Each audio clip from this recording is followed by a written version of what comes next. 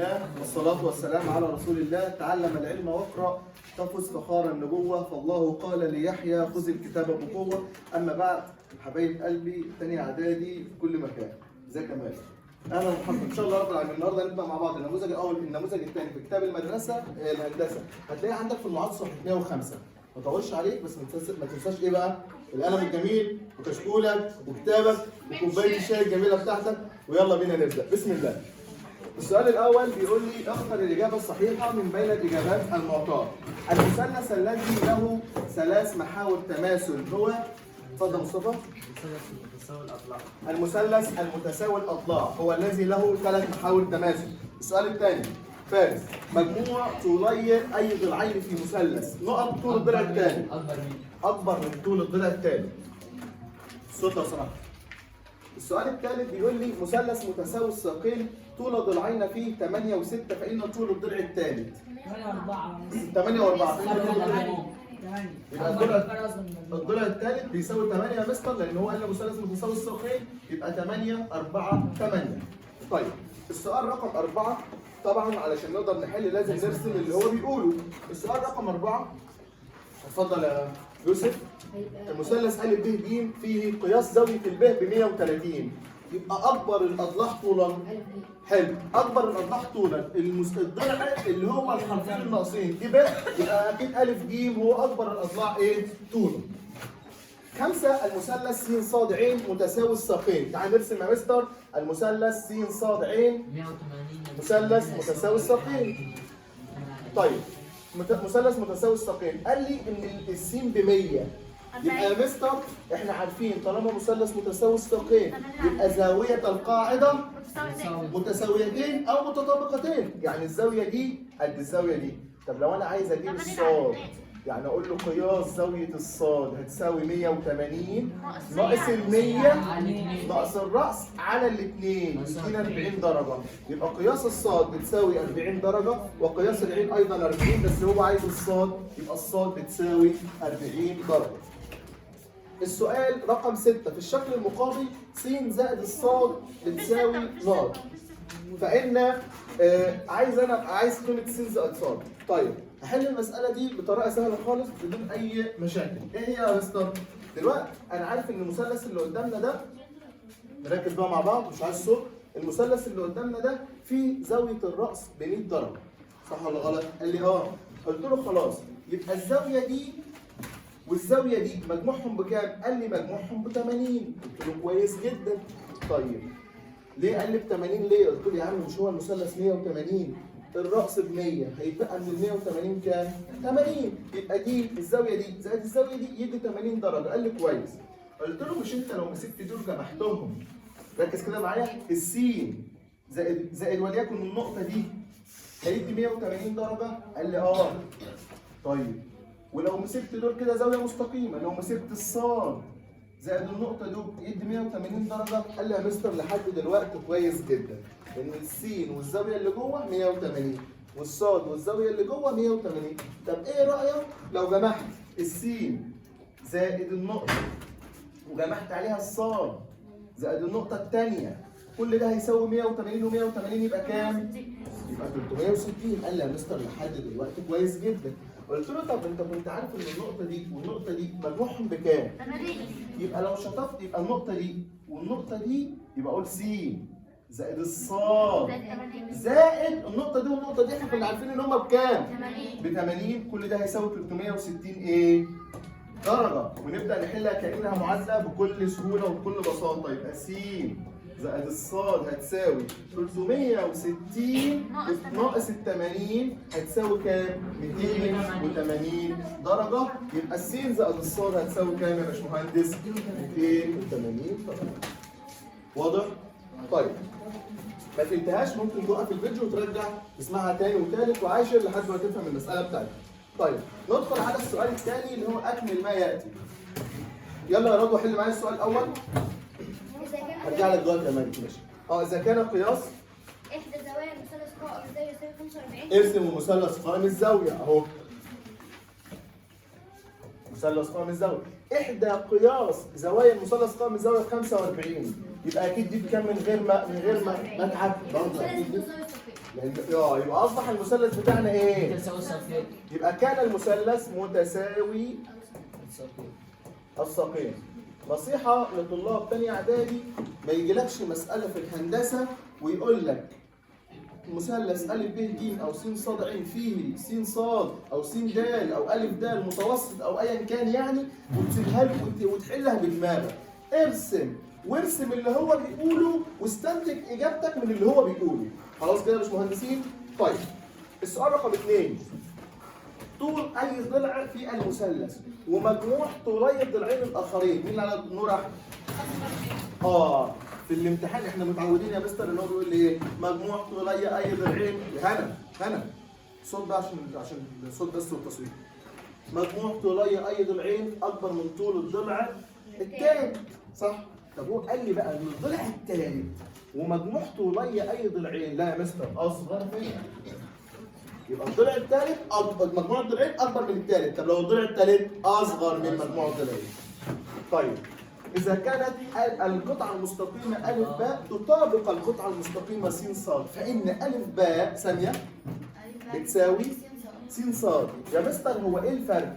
انا فرقت لكم من الجزء ده قبل كده، قلت لك لو قال لك ا ب بتساوي س ص فهو ا يساوي، لان هي ا ب بدون قطعه مستقيمه، ولكن لو جاء لك ا ب وس ص وحط لك هنا وحط لك يساوي، بس زود هنا قطعه مستقيمه وزود هنا قطعه مستقيمه، نزود هنا قطعه مستقيمه زيها فهتصبح اللي يساوي تبقى تطابق.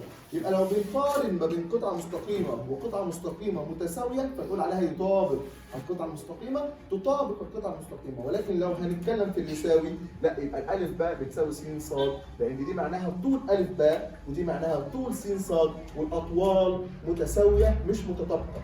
اما القطعه المستقيمه نقدر نقول عليها متطابقه. تمام كده؟ طيب السؤال رقم 4 في المثلث ا ب ج. تعالى يا مستر نرسم مثلث ا ب ج. تعالى يا مستر نرسم هنا كده مثلث ا ب ج.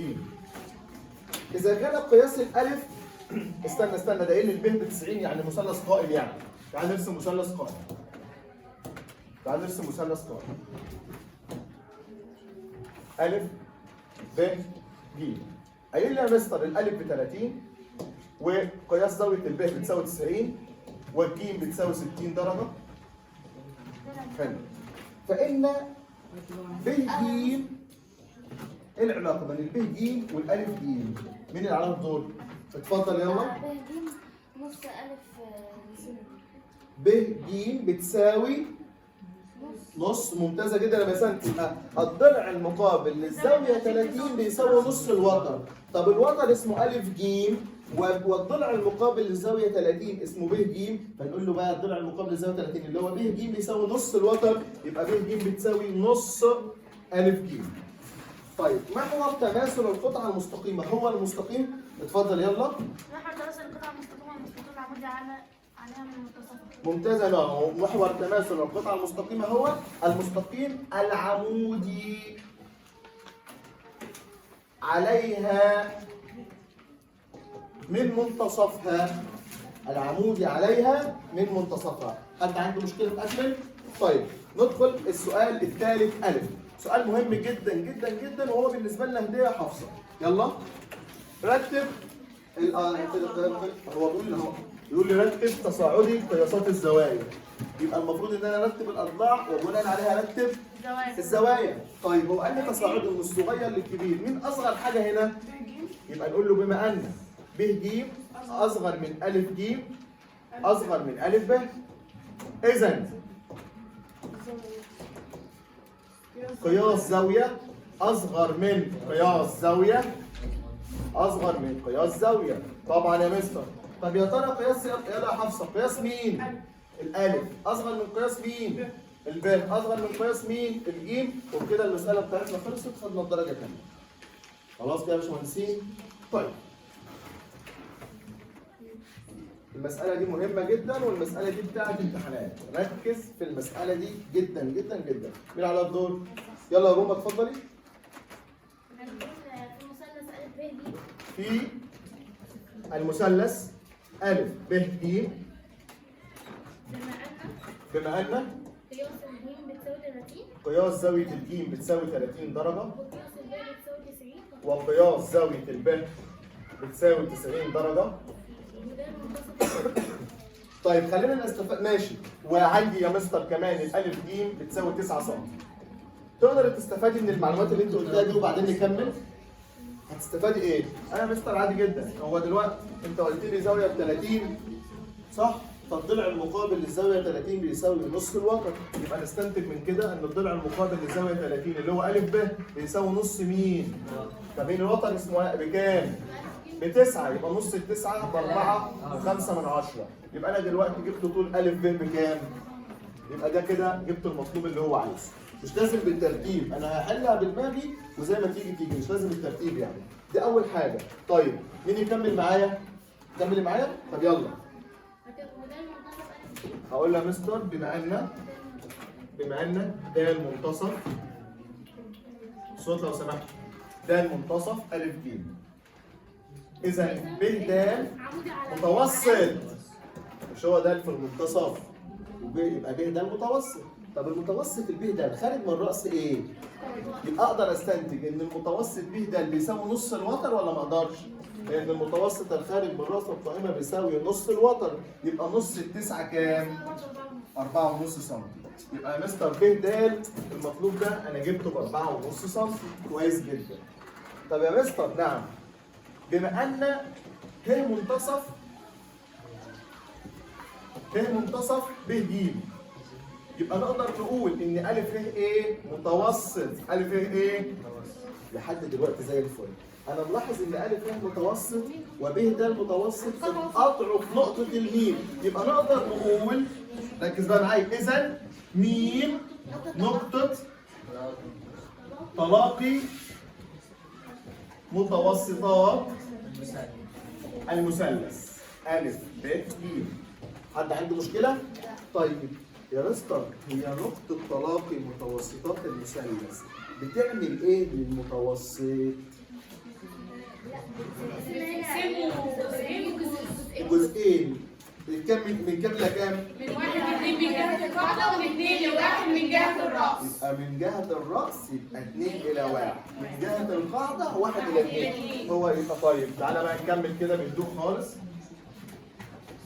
احنا عرفنا ان دي كلها 4.5 وان ده متوسط، يبقى اذا ب م تلتين المتوسط، يبقى تلتين ال 4.5 هتعملها بالآلة الحاسبة هتطلع ب3 سم، وبكده انا طلعت طول ب م، يبقى انا كده طلعت كل المطلوب عندي في المسألة. حد عنده مشكلة في الكلام ده؟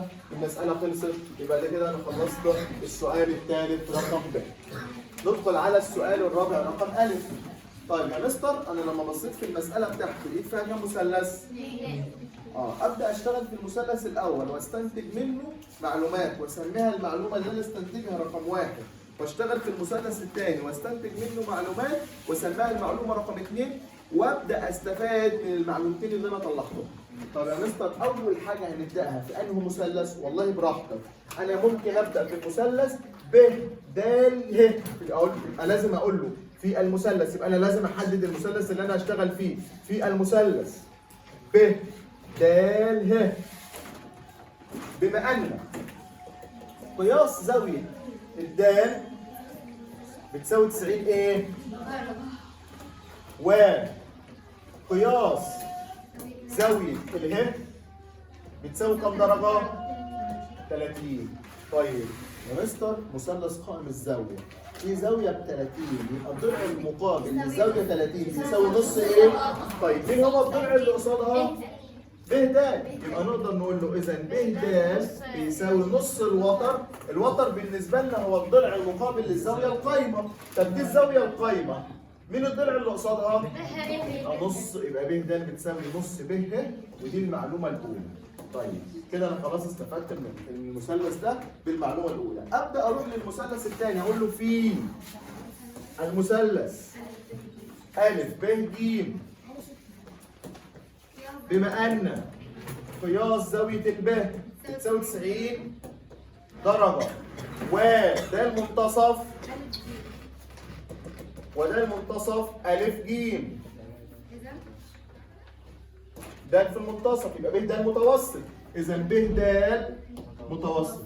طب المتوسط الخارج من راس القائمه بيساوي ايه؟ اذا الب د المتوسط الخارج بيساوي نص الوتر، الوتر اللي هو اسمه الف ايه؟ الف ج. دي المعلومه رقم. طيب فابدا اقول له يا مستر من 1 و2 ينتج ان. ركز بقى معايا، دي ب د بتساوي قيمه ودي ب د بتساوي قيمه، فنشطب الب د مع الب د والباقي بيساوي الباقي، يبقى نص ب ه بيساوي نص ب نص الف ايه؟ والنص يروح مع النص، يبقى نقدر نستنتج من كده يا مستر ان ايه؟ نقدر نستنتج من كده ان الب ه بتساوي الالف ج. طيب هو عايز يثبت ان الالف ج بتساوي الب ه، يبقى انا اثبتت ان الب ه بتساوي الالف ج، وده كان المطلوب اثباته في المساله بتاعتنا. مساله مهمه جدا ما فيهاش اي مشكله. حد عنده مشكله في المثال ده؟ طيب ندخل على المثال اللي بعده. يا مستر ندخل على المثال اللي بعده. يا مستر نعم اتفضل.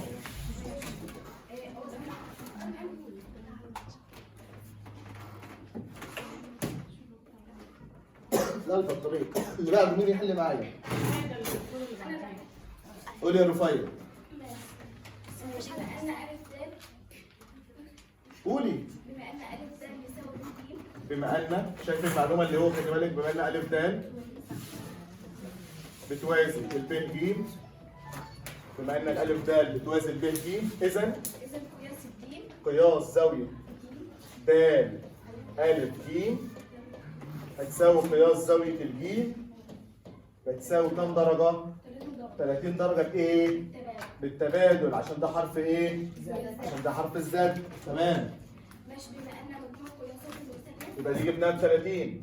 طيب بما ان مجموع قياسات زوايا المثلث الداخلة بيساوي 180 درجة، إذا قياس زاوية الب هتساوي 180 ناقص نجمع ال 70 وال 30 يدينا 100، يبقى بتدي 80 درجة، يبقى دي ب 80 درجة. طيب يا مستر هو هنا مطلوب مني ايه؟ عايز اثبت ان الالف ج قصادها الب والب ج قصادها الالف. هل الب اكبر من الالف؟ تعال نشوف كده.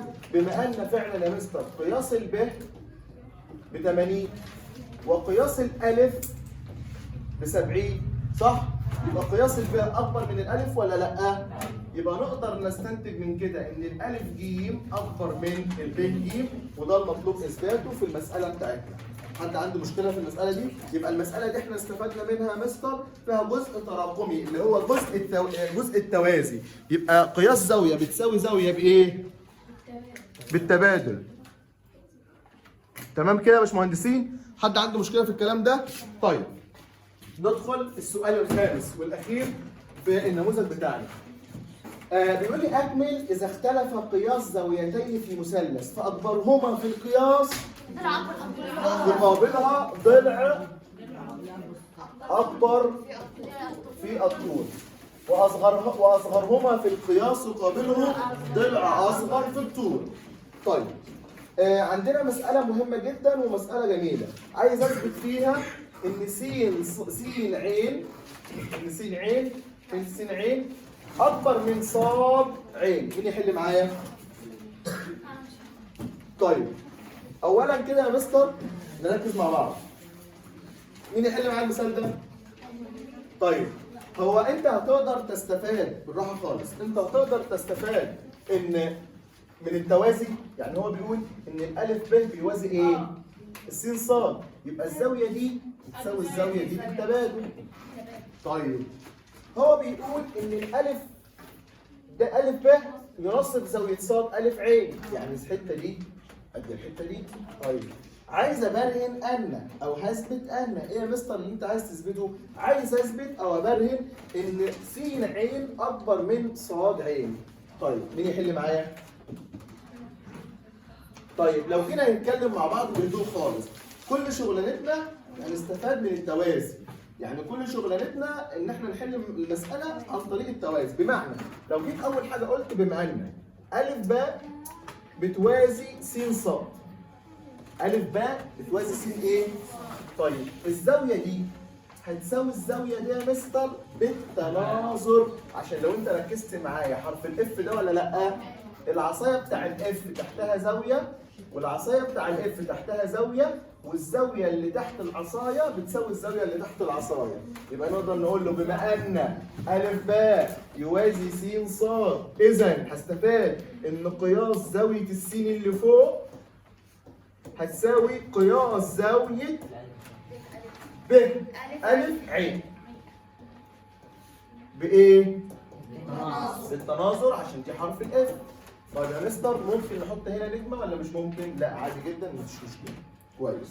طيب يا مستر دلوقتي أنا جبت جبت دي. طيب نقدر بالتبادل نستفاد إن دي قد دي صح ولا غلط؟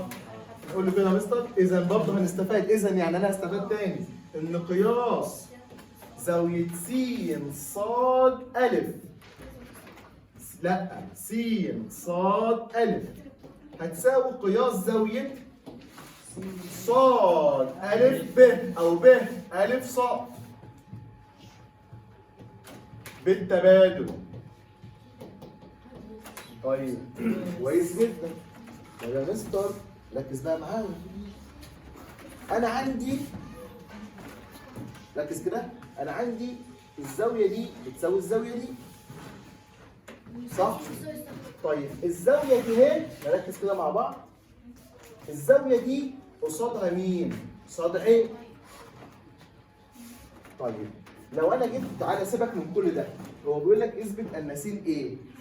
يبقى ناقص لها مين؟ ناقص لها صاد. وهنا الصاد عين ناقص لها مين؟ طيب السين ركز بقى معايا كده في الحتة اللي جاية دي هي اللي هتحل لك مسألتك. إيه هي؟ السين بنجمة.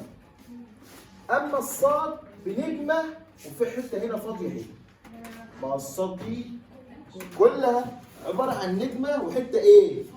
طيب النجمة بتاع الصاد معاها حتة زيادة، لكن السين عبارة عن نجمة بس، يبقى النجمة ومعاها زاوية زيادة أكبر من النجمة بس. ده كلام بالعربي أهو، صح ولا غلط؟ أنا وصلت لإيه؟ إن أنا قلت له يا مستر استفدت من التبادل التوازي، جبت منه واستفدت منه عن طريق التبادل وعن طريق التناظر. قال لي كويس جدا. قلت له طيب نقدر نقول من واحد هسمي دي واحد وهسمي دي كام؟ واقول له يا مستر من واحد واثنين ينتج ان ايه اللي هينتج؟ ركز بقى معايا. ان قياس الزاوية س ص عين كلها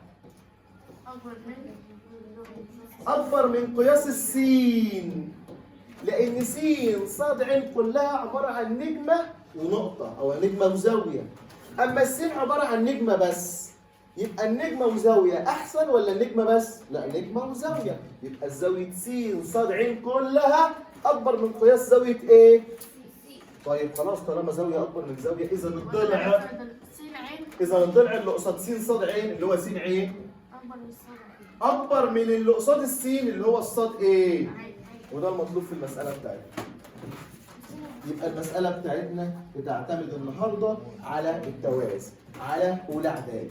إن زاوية في توازي يبقى في زاوية بتساوي زاوية بالتناظر زي ما احنا جبنا، وزاوية بتساوي زاوية بالتبادل. في تداخل بس احنا ما استفدناش منه هنا، ما عنديش مشكلة، مش لازم نستفاد من كله، يعني يكفي حاجة واحدة أو حاجتين عادي جدا. حد عنده مشكلة؟ وبكده يبقى وصلنا لنهاية الفيديو بتاع النهارده إن شاء الله رب العالمين. كده خلاص خلصنا النموذج الأول في الهندسة والنموذج الثاني في الهندسة والأول والثاني والمدمجين في الجبر. يبقى كده ناقصنا المدمجين بس في الجبر إن شاء الله.